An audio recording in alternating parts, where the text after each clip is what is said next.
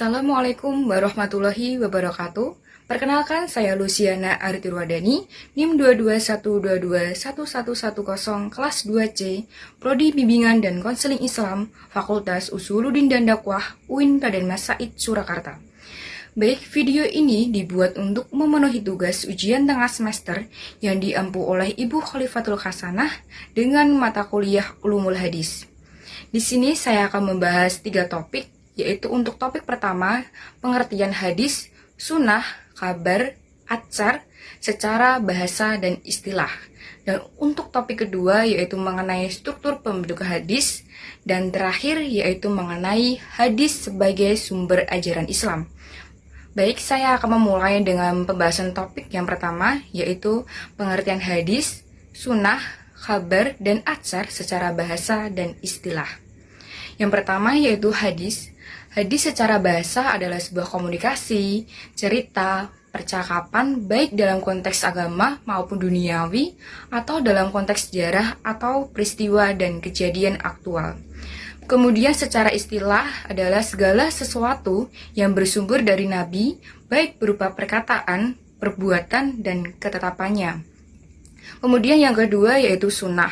Sunnah secara bahasa dari bahasa Arab yang berarti kebiasaan atau biasa dilakukan, atau bisa disebut juga dengan tata cara dan tingkah laku atau perilaku hidup, baik perilaku itu terpuji maupun tercela.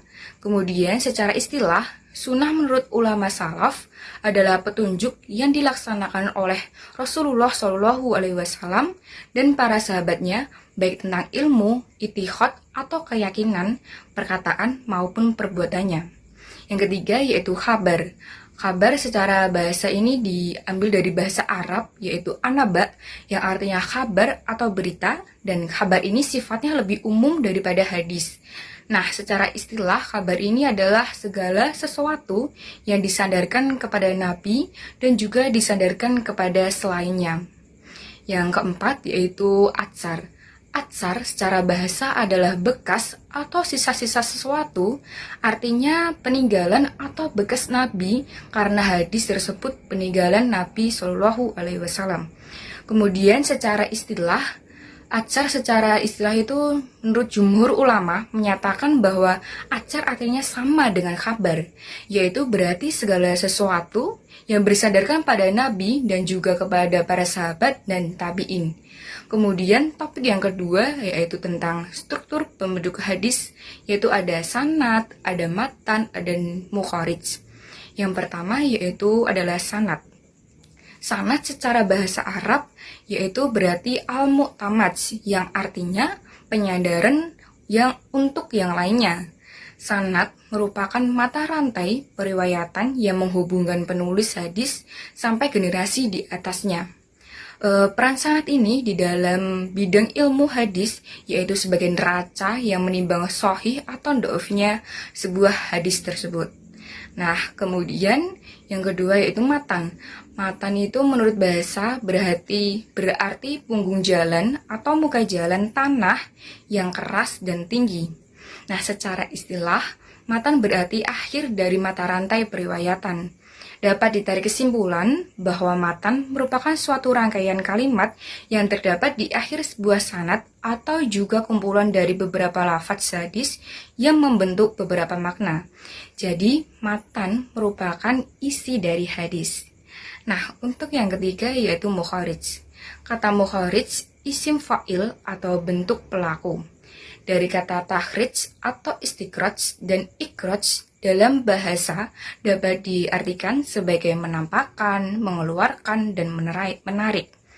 Nah, dapat disimpulkan bahwa mukharij ini adalah seseorang yang sudah membukukan hadis tersebut. Nah, untuk topik terakhir, saya akan membahas mengenai hadis sebagai sumber ajaran Islam.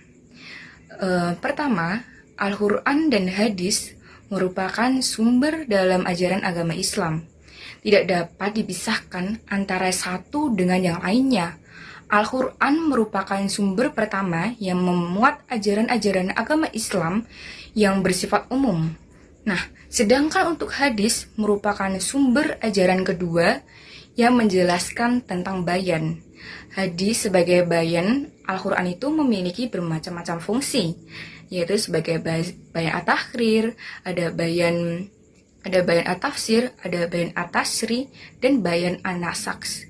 Nah, pertama itu saya akan membahas tentang bayan at-tahrir. Bayan at-tahrir disebut juga dengan bayan al-takkid. Yang dimaksud dengan bayan adalah menetapkan dan memperkuat apa yang telah diterangkan di dalam Al-Quran. Fungsi al-hadis dalam hal ini merupakan isi kandungan untuk memperkuat isi dalam Al-Quran tersebut. Nah, kedua yaitu bayan at-tafsir.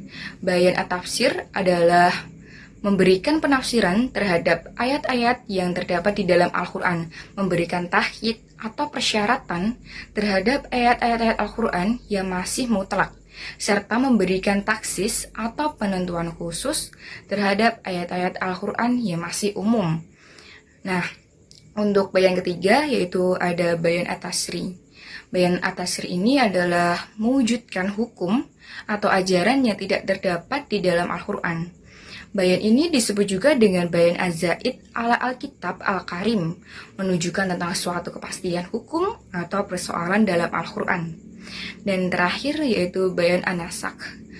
Para ulama ini mengatakan bahwa bayan an-nasakh ini melalui pendekatan bahasa, sehingga di antara mereka terjadi adanya sebuah perbedaan pendapat dalam mentakrifkannya.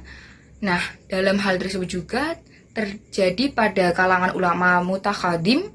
Dari pengertian tersebut dapat dijelaskan bahwa ketentuan yang datang kemudian dapat menghapuskan ketentuan yang datang terdahulu. Nah, di sini saya juga akan membahas tentang kedudukan hadis dalam sebuah sumber ajaran agama Islam. Jumhur ulama berpendapat bahwa hadis berkedudukan sebagai sumber atau dalil-dalil kedua setelah Al-Quran dan mempunyai kekuatan untuk ditaati serta mengikat untuk semua umat muslim. Al-Quran diturunkan sebagai petunjuk dan kabar gembira bagi orang-orang yang beriman. Dan untuk mengaplikasikannya bahwa Al-Quran sebagai petunjuk hidup dan sumber dari ajaran agama Islam, maka Allah Subhanahu wa Ta'ala menjadikan Rasulnya sebagai contoh ideal dan suri tauladan bagi orang-orang beriman. Ada banyak sekali hukum yang terkandung dalam Al-Quran dan hanya diketahui serta dipahami pengertiannya secara rinci saja, sekaligus penerapannya secara tepat hanya ketika telah dipraktekkan oleh Nabi Shallallahu Alaihi Wasallam. Nah, itu dia pemaparan materi dari saya guna untuk memenuhi tugas ujian tengah semester mata kuliah Ulumul Hadis. Sekian dari saya, mohon maaf apabila terdapat kesalahan kata maupun kesalahan dalam menjelaskan materi. Wabillahi taufik wal hidayah. Wassalamualaikum warahmatullahi wabarakatuh.